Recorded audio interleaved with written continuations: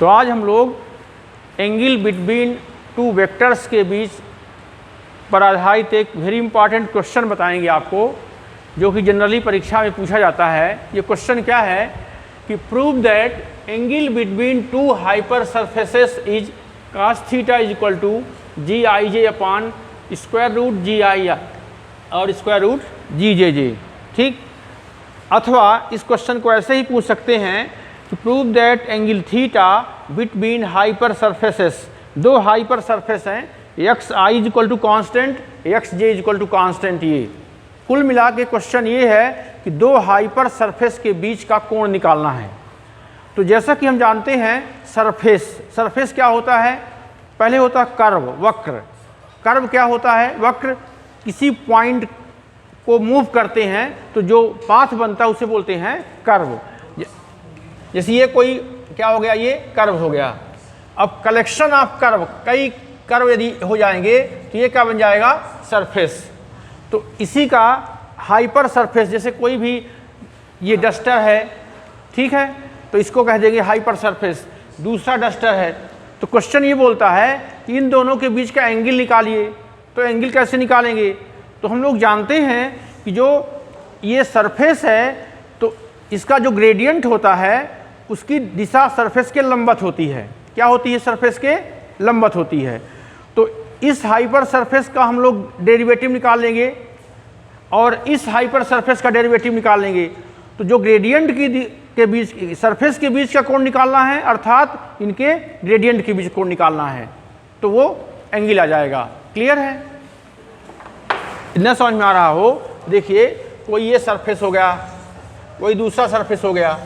ये x i is equal to constant, x j is equal to constant, ये दो surface हैं।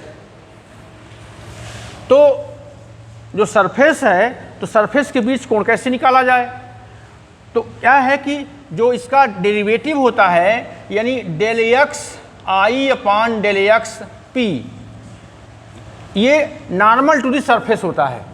तो इसका नॉर्मल निकाल लिए। अब ऐसे ही इसका जो नॉर्मल होगा तो इसको और आगे तक जाएंगे, ठीक है ना। अब ये जो है थोड़ा नज़दीक कर देंगे इसको, फिर तो इसका भी जो नॉर्मल होगा, ये तो समझने के लिए बना रहे हैं, एक्स जे अपॉन एक्स क्यू। ये तो अब हम लोग क्या करेंगे, इन नॉर्मल्स के बीच का जो एंगल होगा वही इन दो हाइपर सरफेस के बीच का एंगल होगा। समझ में आ गया, समझ में आ गया नहीं आया। दो सरफेस के बीच का कोण निकालना है। जैसे ये सरफेस दो हैं, आपसे कोई बोलता है इनके बीच का कोण निकालिए, तो कोण कब निकालेंगे, जब इंटरसेक्ट करेंगे। ये इंटरसेक्ट करेंगे तो कैसे निकलेगा कोण, तो क्या करेंगे, इस पर परपेंडिकुलर खींच देंगे। परपेंडिकुलर मतलब क्या होता है, इसका डेरिवेटिव और इसका डेरिवेटिव। तो जो डेरिवेटिव के बीच का कोण होगा वही इन हाइपर सरफेस के बीच का कोण होगा। समझ में आ गया। ग्रेडियंट यही होता है, उसका डेरिवेटिव। ग्रेडियंट क्या बोलते हैं, डेरिवेटिव। तो उसकी जो दिशा होती है वो सतह के लंबवत होती है, उसी को हम लोग नॉर्मल बोलते हैं। क्या बोलते हैं, नॉर्मल। तो लिखेंगे, प्रूफ करेंगे कि let x i is equal to constant and x j is equal to constant. यहाँ i is equal to 1 to n होगा, j is equal to 1 to n होगा। X i is equal to constant, x j is equal to constant, ये दो hyper surface हैं। Are two hyper surfaces. Then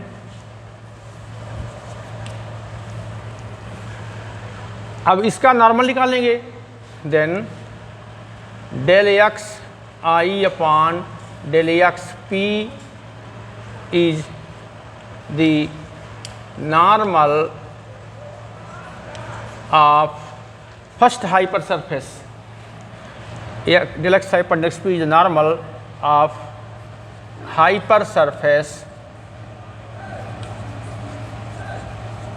x i is equal to c. इसी प्रकार इसके लिए निकालेंगे। इसी प्रकार del x J upon del x q is the normal of hyper surface x j is equal to constant यानी c।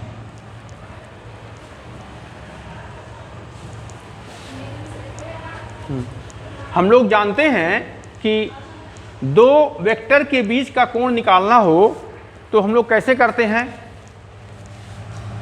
जैसे दो वेक्टर हैं ए आई और बी जे, ठीक है ना। जैसे ए आई और बी जे ये दो वेक्टर हैं, इनके बीच का कोण निकालना है तो cos theta is equal to g i j a i a j upon determinant value of a i और determinant value of a J.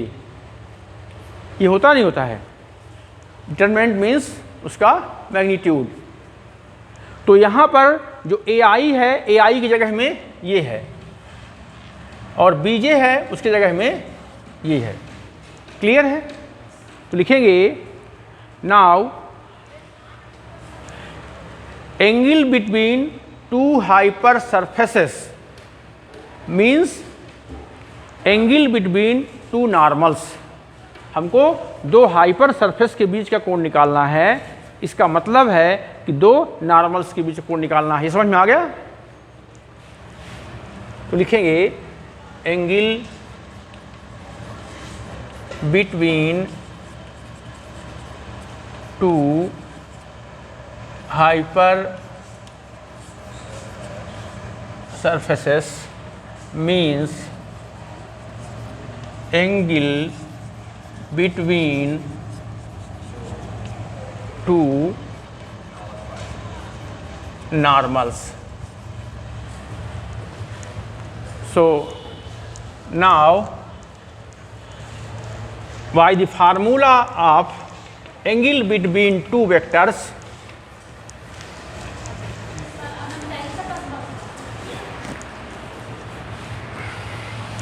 so if theta is the angle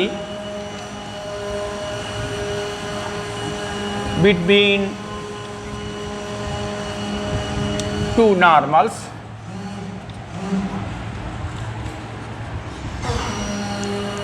therefore we have cos theta is equal to g I j del x I upon del x p del x j upon del x q upon g। Actually इसमें जो formula लगेगा इसमें i j upon del x p, यहाँ p q कर देंगे और यहाँ पर आई जी होगा, ऐसा भी कर सकते हैं जी पी क्यू और यहाँ पर G P Q del X आई upon del x P del X आई upon del X Q into G P Q del X जे upon del x P del X जे upon del X Q. del X आई upon del P मतलब Kronecker delta I P, ये हो गया chronicle delta I Q. ये हो गया जी P Q chronicle delta I P chronicle delta J Q upon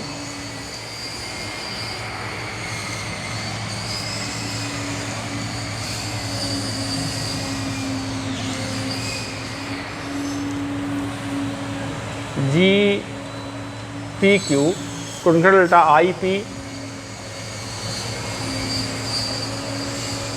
chronicle delta I Q into G P Q chronicle delta J P chronicle delta J Q. क्या है? del X I upon del x P chronicle delta I P del X J upon del Q chronicle delta J Q. ठीक, chronicle delta की परिभाषा होती है if i is equal to p तो 1 otherwise 0, j is equal to q तो 1 otherwise 0। तो ये हो जाएगा यहाँ पर, यहाँ हो जाएगा g i, यहाँ हो जाएगा j अपॉन, यहाँ i is equal to p, यहाँ i हो जाएगा, q is equal to j हो जाएगा, i हो जाएगा g i